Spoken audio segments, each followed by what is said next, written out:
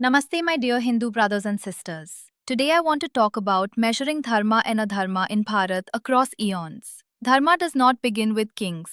Dharma begins with the ordinary person, a farmer in his field, a woman at her hearth, a child learning the first syllable of sacred sound. To measure dharma in a society, we must ask one question: what happens to them? Not to the throne, not to the palace, but to the most defenseless life under that rule. So today we compare the life of ordinary humans under four rulers: Ravan, Duryodhana, Aurangzeb, and Timur, to decide which one of these was the worst abharmi. Imagine a potter in Ravana's Lanka. He wakes before sunrise. His wheel turns, his trade continues. No soldiers burn his village. No taxes imposed because of his faith. No chains await his children. The kingdom is prosperous. The streets are ordered. Learning exists. Now imagine a woman in Lanka. She walks to the temple. She returns home. Her dignity is intact. Ravana's sin is real. He abducts one woman, Sita, a terrible personal crime. But the social order does not collapse. The farmer still farms. The child still learns. The woman still lives within a functioning society. This is Vyakti Adharma, grave, punishable, but bounded. Now imagine a farmer in Duryodhana's Kuru kingdom. War is coming. His sons are taken as soldiers. His fields are trampled by armies. His harvest feeds war, not family. The woman in his home waits for men who will never return. The child learns not the Veda, but the sound of conch shells and chariots. This is what happens when a ruler rejects dharma knowingly. Society bleeds. This is Rajya Adharma, when the state's decisions destroy the lives of its own people. Now imagine a temple town under Aurangzeb's rule. The bells fall silent, the priest has no patronage, the sculptor has no work, the musician has no festival. The farmer now pays jizya for the right to exist as himself. His daughter cannot walk with the same ease. His son grows up in a climate of fear. This is not one king's personal sin. This is policy. The state has turned against the civilizational rhythm of its people. This is systemic adharma. Now we reach the lowest level.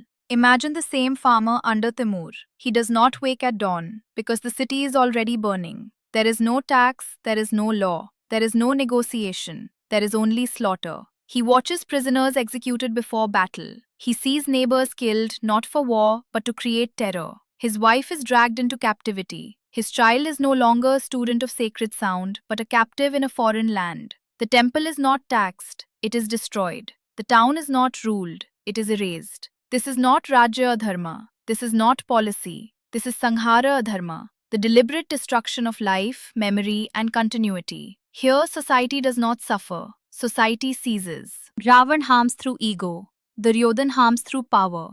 Aurangzeb harms through policy. Timur harms through annihilation. Dharma weighs karma not by mythology or identity, but by the suffering of the innocent. How many farmers lost their fields? How many women lost their safety? How many children lost their future? On this scale, the judgment becomes clear. Ravan's fall is a moral lesson. Duryodhan's fall is a political warning. Aurangzeb's rule is a civilizational wound. But Timur is a catastrophe. The worst adharma is that which destroys Loka Sangraha, the fabric that allows ordinary life to continue. Where the farmer cannot farm, the woman cannot live with dignity, and the child cannot inherit a future, dharma has been shattered. By that measure, Timur stands at the lowest point on the dharmic scale. Not because he was foreign, not because he was powerful, but because he turned human life into a field of death. Dharma teaches us to judge rulers not by their titles, not by their victories, but by the condition of the weakest person under their shadow. If the weakest can live, dharma still breathes. If the weakest are destroyed, adharma has taken the throne. Remember this scale.